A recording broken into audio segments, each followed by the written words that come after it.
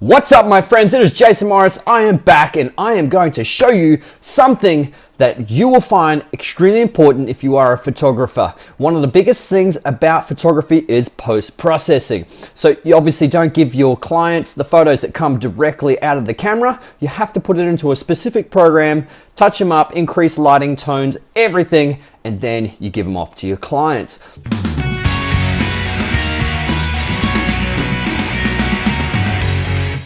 Lightroom is one of the best programs that you can use for photography. I pretty much think every photographer should have Lightroom. And I'm going to show you a few tips and tricks to make your photos look a lot better.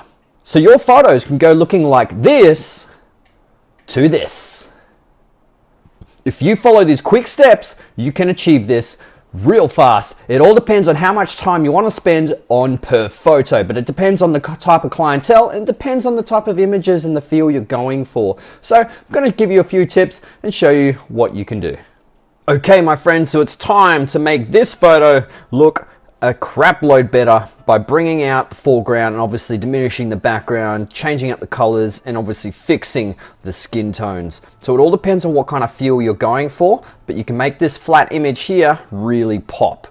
So the first things that I do with my photography is I actually fix up the skin. So I make sure that the skin is nice and smooth. It all depends on what kind of look you're going for, but you just want to try and get out these little bits and pieces here on the skin before you start naturally smoothing out the skin. So the first tool I use is this one, the heel brush, and I go over each little bit and smooth it all out.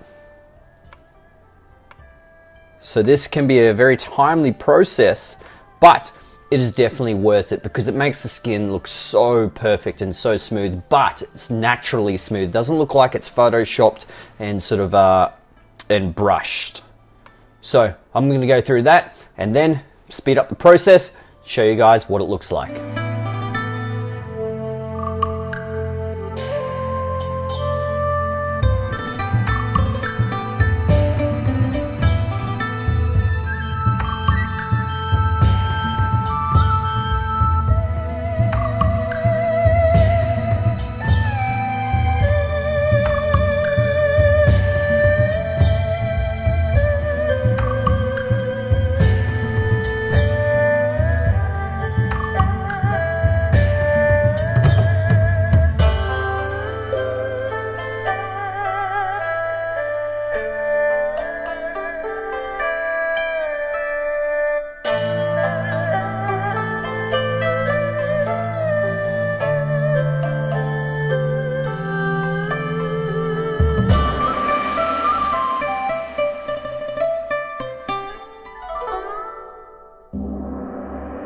Okay, so once you've gone through the little bits and pieces, just zoom in and zoom out and see where you need to fix up.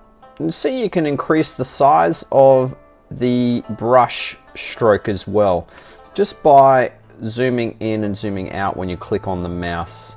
It all depends on what software you're using. I've got a Mac here, so I'm using 2 fingers, and you can increase the size or decrease the size with that. So you want to try and make the skin look as perfect as possible. These little bits and pieces is what makes a beginner into a professional.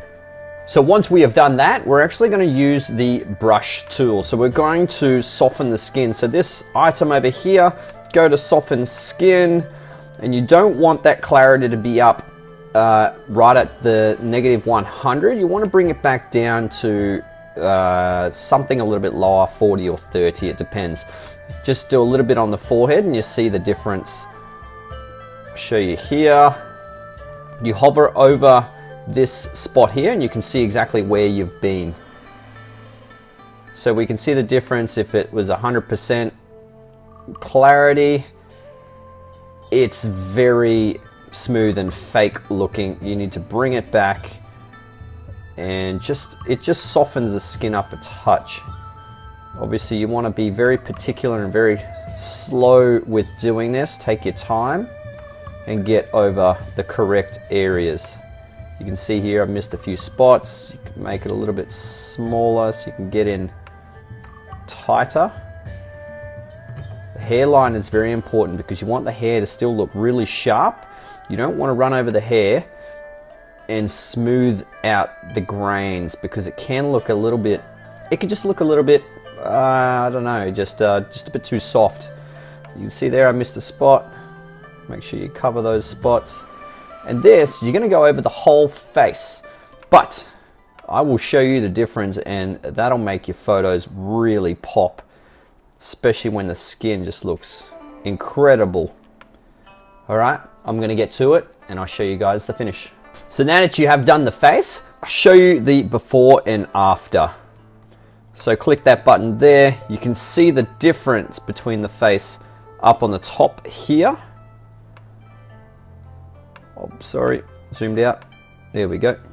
And obviously the forehead creases can become a bit prominent. You're getting rid of the bags under the eyes, or the slight shadowing there. And bits of the smile crease marks and stuff. So this is just nice and soft and it looks smooth.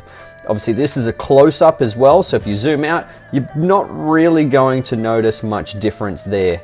But this is the difference that sort of makes you a beginner to a professional. You want to get these small, fine details and make them better. Now the next part I would do is I start enhancing the eyes. So I'm actually going to do the sharpness tool and just sharpen the eyes a little bit. Hover over that area as well to see if you've got it. Eyebrows is one thing that I want to try and increase the sharpness on too.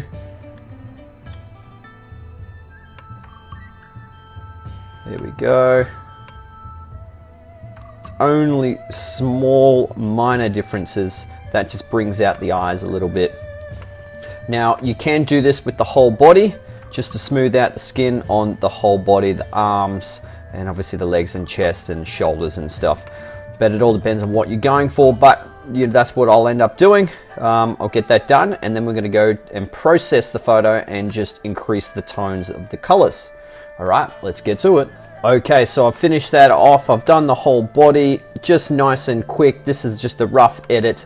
Now we're going to fix up the tones and try and make this pop. Now, one of the biggest things that you want to actually use is the contrast tool, because that's really going to set that subject and separate it from the background. Depending on the color of background, because it is a very dark image and I had to use dual flash, I had to light up that subject, but show you what we can do with the contrasting tool.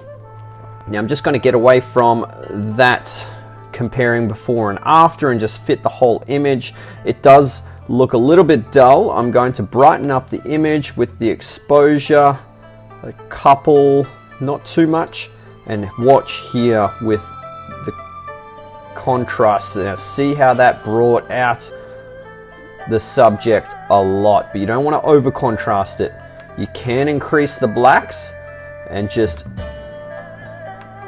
decrease some of the highlights just to try and darken that background a little bit. Now these yellow lights, what you can do is you can go down to the color scheme here, just on the yellow, and just you can almost desaturate the yellow. So that also, see the difference in the background here?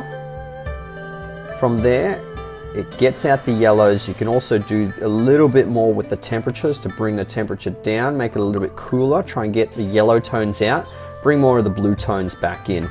But that looks instantly better already. Now we're also going to bring up a little bit more clarity to try and make the pop a bit more. Bring up the vibrance. That's going to bring up the vibrance of these tones here, the reds, the greens. And then obviously what she's wearing in the blues and bits and pieces there as well. So that's already starting to look much better. Just little bits of touching up with the lighting, highlights, blacks. It all depends, you know, photography is subjective, so it depends on what looks best in your eyes. doesn't necessarily mean it looks best in someone else's eyes either. So you can also put a little bit of vignetting if you really wanted to try and really bring out the subject here.